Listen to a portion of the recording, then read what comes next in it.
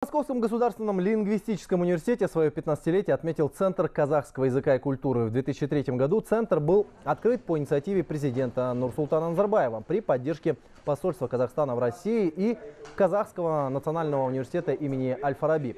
На круглом столе по случаю юбилея побывал посол Казахстана в России Имангалит Асмагамбетов.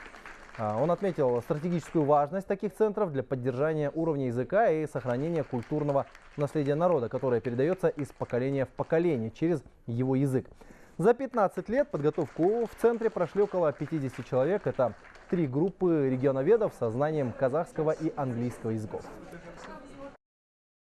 Комплексная, всесторонняя работа по изучению и поддержке казахского языка, безусловно, должна продолжаться. Важны фундаментальные и прикладные исследования в этой области.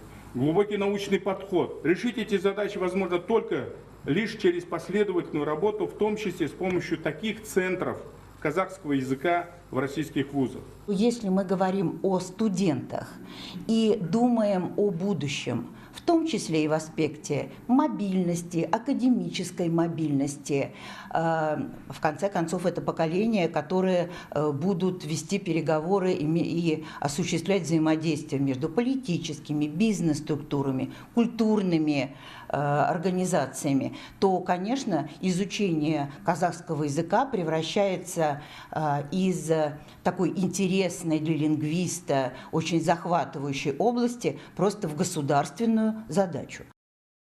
В Ескельдинском